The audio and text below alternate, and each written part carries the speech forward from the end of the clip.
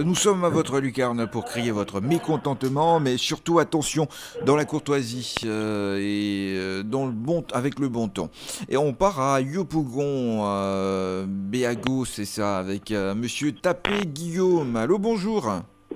Bonjour, monsieur. Bienvenue sur Radio Côte d'Ivoire. Merci beaucoup. Vraiment, j'ai une préoccupation qui nous gêne. Alors, qu'est-ce qui vous gêne, dites-nous? Il y a vraiment, sommes dans un quartier où il y a deux bars qui sont juste situés dans un immeuble, une maison presque inachevée là. Ils ont rédigé en bas, mais monsieur, on ne dort même pas. La musique commence à partir de 11h du matin jusqu'au lendemain, 5h. À partir de 1h du matin, les gens ils mettent maintenant la bombance, ils mettent, qu'on appelle, le micro-baladeur ici. Vraiment, ça fait que nous, les riverains, on ne peut pas dormir. Vous n'arrivez pas à dormir, c'est ça? Non. Moi, je voulais vraiment que vous interpellez au moins ceux qui s'occupent de la nuisance sonore, là. Ils n'ont qu'à essayer de faire quand même des patrouilles au niveau de Yopougon pour voir. Alors Béago. Ce qu'on va faire, il y a plusieurs niveaux de démarche à ce niveau avant qu'on en arrive à nous. D'accord. Vous êtes les riverains. Oui. Il y a un syndicat. Est-ce qu'il y a un syndicat de copropriétaires? Bon, vous savez, c'est un quartier contigu au village, hein, donc on est considéré comme les habitants du village, mais pas tellement. Du village. Et quand vous avez un souci, vous le réglez avec le village ou avec la mairie? Non, c'est la mairie directement. D'accord. Alors, ce que vous allez faire, première étape, rendez-vous à la mairie. Oui. Allez-y à la mairie et exposez votre problème. Dites-leur que, soit soyez plusieurs. Dans ces cas, il ne faut pas aller seul. Il faut aller à plusieurs, il faut aller vous plaindre à la mairie. Et je pense que ça sera la première étape, la première démarche. Et puis, je pense que rappelez-nous. D'accord. Voilà, il faut déjà aller parce que la gestion de la collectivité, c'est déjà la mairie. D'accord, monsieur. Vous ne pouvez pas les sauter si vous avez un problème si grave. Parce que, vous savez, c'est encadré, hein, les problèmes de nuisance sonore par le gouvernement. En tout cas. Donc, ils vous diront quoi faire, les différentes démarches. Et puis, suivez-les ou appelez-nous, simplement. D'accord. En tout cas, merci beaucoup. Merci beaucoup. Surtout, merci pour la compréhension. Et nous, en fait, nous aussi, nous sommes des pères de famille, des riverains. On voit que non seulement ça vous empêche de dormir, et aussi les enfants qui doivent étudier. C'est pas sain pour un environnement où il faut éduquer des enfants ou habiter. En tout cas, merci bien, monsieur. Merci. De rien. Et bon service à vous. Et à vous aussi également de nous avoir appelés. Fait confiance. On part à Niasikasso avec monsieur Kofi Jean-Claude. Allô, bonjour. Bonjour, très. Allô? Oui, Franck. Ah d'accord, on vous entend de façon entrecoupée. Et bienvenue sur Radio Côte d'Ivoire. Alors vous nous parlez d'un souci avec la route. Est-ce le même problème? Oui, le même problème, Franck. Ça fait belle durée que nous parlions de la route Daoukro-Bokanda. Dégradation achevée. Je ne sais pas si vous pouvez, comme vous travaillez avec docteur, derrière dégradation, qu'est-ce qu'il y a? Ça veut dire que vous me prêtez ce mot-là parce que dégradation achevée, on ne peut plus rien faire. Alors nous, population de ce tronçon-là, nous demandons à un messie avec eux à la fin, qui nous prête quelques engins. Nous allons nous-mêmes colmater ces endroits qui sont dangereux. Là, on ne demande pas qu'on vienne bitumer. Qu'on colmate les endroits qui sont dangereux, ça peut nous soulager, Franck. Sinon, quand il va avoir un drame, tout le monde va dire je regrette, on va faire si. Alors je dis qu'il faut faire un effort pour nous soulager. La conjoncture là fait qu'on ne peut pas bitumer actuellement, qu'on nous soulage. Merci donc à vous, monsieur Kofi Jean-Claude. Hein. On voit très bien que vous criez votre mécontentement. Vous saisissez l'occasion, cette lucarne, pour demander que la route d'Aoukro-Bokanda soit réhabilitée.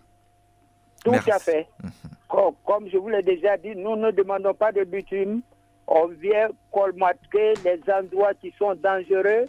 on peut nous soulager. Et puis 20 ans, 40 ans, 60 ans après, si on vient bitumer,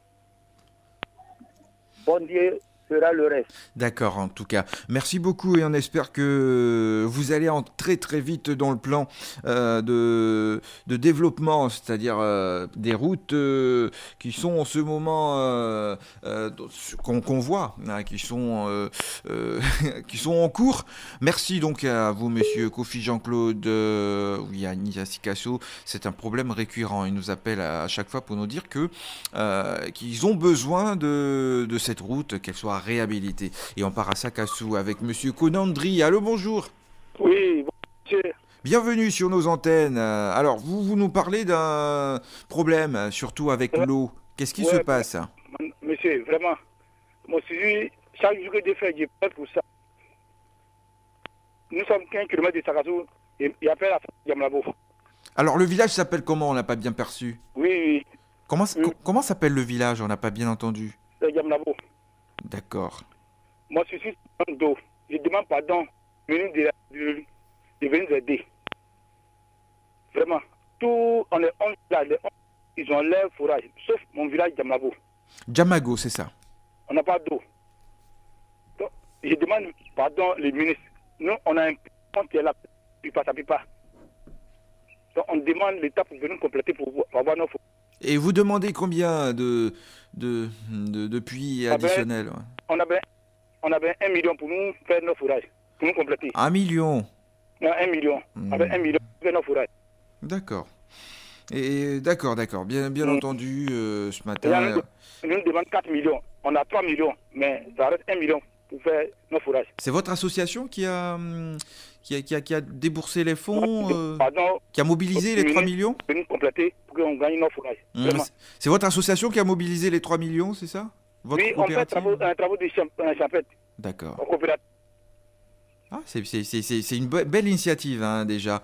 Vous demandez de l'aide, vous avez déjà de l'argent et vous demandez 1 million. D'accord, à Djamago. Merci donc de nous avoir appelés, non loin de Sakassou, monsieur Konandri, qui nous parlait d'un problème récurrent d'eau dans sa localité. Merci, on vous passe le bonjour. On part à Krezoukou avec monsieur Tayoro Nicolas. Allô, bonjour. Oui, bonjour cher ami Franck-Olivier. Merci d'être là avec nous. Je vous salue. Ah ben nous aussi on vous salue et nous sommes heureux de vous avoir en ligne. Et vous nous dites que c'est normal ce matin.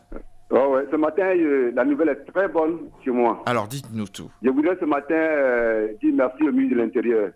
Parce que j'avais décrié une situation concernant le manque de véhicules du commandement de mon sous-préfet, qui est de la sous-préfecture de Nebo dans le département de Divo.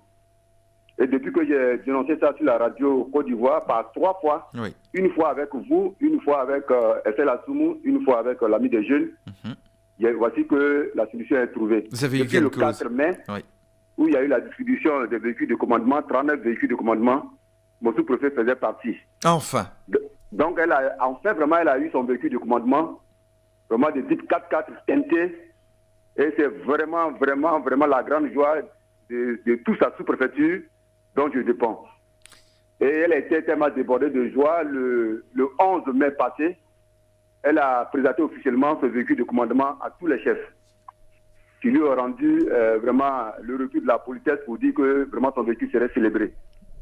Donc, l'occasion pour moi, pour dire merci au ministre de l'Intérieur, pour tout ce qu'il fait, pour toute la nation ivoirienne, dire merci au président de la République, dire merci au Premier ministre, dire merci au préfet des régions, et puis dire merci à la grande radio de Côte d'Ivoire. Je vous remercie. Merci, elle aussi, elle devra vous dire merci pour votre action. Votre appel a fait bouger les choses. Merci donc à vous, monsieur Tayoro. Nicolas, appelez-nous pour ceux qui viennent de nous prendre en marche. Vous écoutez Radio Côte d'Ivoire. Vous êtes à votre Lucan, c'est pas normal. Appelez-nous au 27 20 21 44 48 ou au 27 20 24 27 87 si vous avez envie de crier votre mécontentement, mais surtout dans la courtoisie. On part à Yopougon avec monsieur Diarasouba Ibrahima. Allô, bonjour.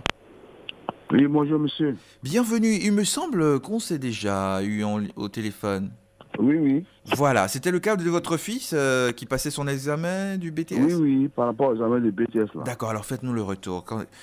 Oui. Alors dites-nous. C'est où est d'aller au plateau. Oui. La dernière fois, là, je suis parti, même m'a dit tout récemment, là, en face de l'ONUSI, là.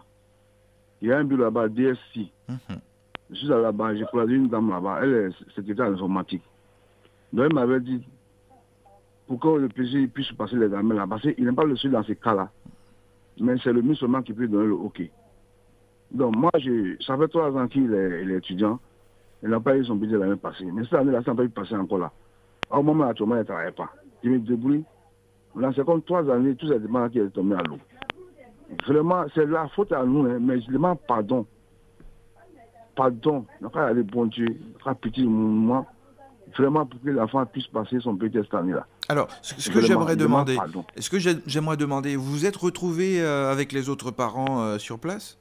Pardon? Vous vous êtes retrouvé la dernière fois quand vous êtes parti avec les autres parents qui étaient dans le même cas que vous? Bon, les parents sont dans le même cas. Lui, son école là, ils sont 2 là-bas. Ils sont 2. Voilà, mais souvent, lui communique avec mon fils. D'accord. Voilà. Alors, ce que je vais vous demander, oui. Là encore, ce sont des démarches administratives. Vous connaissez l'administration. L'administration a besoin aussi d'action, de traces. Oui, oui. C'est vrai que vous nous appelez, c'est vrai que ça peut aussi être... Mais il faut multiplier les actions dans ce cas. Oui, oui. Ce que vous allez faire, vous allez écrire un courrier adressé au ministre. Au ministre, oui. Oui.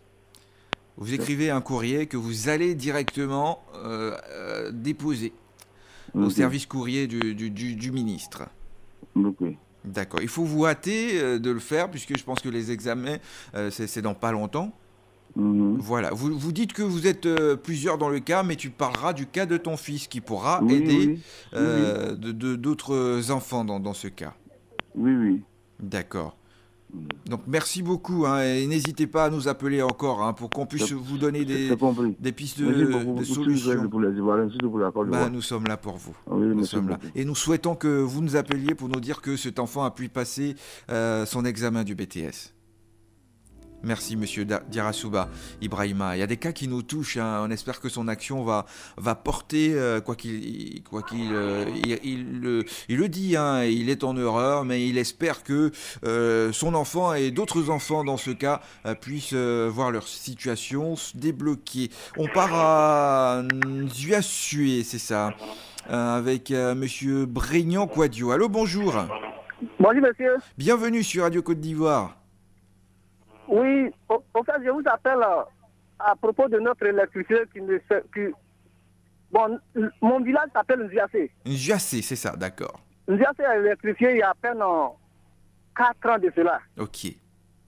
Bon, après son électrification, ça fait au moins 2 ans de cela que les lampadaires sont éteintes.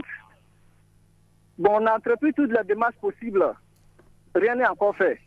C'est pourquoi je vous appelle ce matin pour que, par le biais de votre émission, nous puissions être entendus pour que nos lampadaires soient rétablis le plus tôt possible, pour que nous aussi on puisse jouir de la lumière des lampadaires.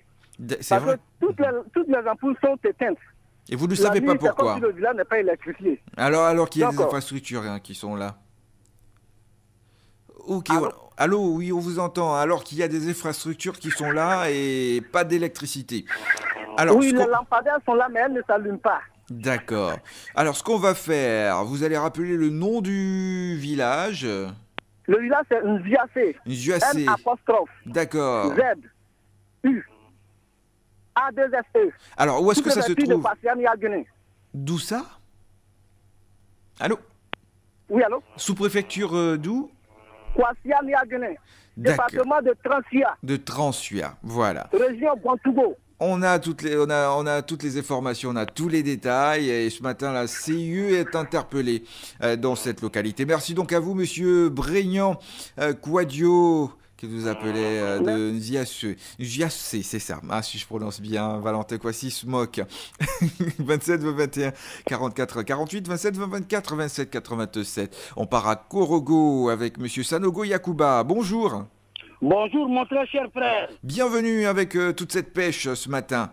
Ouais, depuis 2 ans... Vous grognez, hein? Oui, allez-y. Ma carte d'identité est bloquée à quelque part là-bas. Mais pourquoi c'est bloqué, monsieur Sanogo? On ne sait pas, tous les jours, je vais à la sous-préfecture. Ce qui est incroyable, mon ami, oui. C'est que toute la ville de Korogo se retrouve à la sous-préfecture pour le retrait de carte d'identité.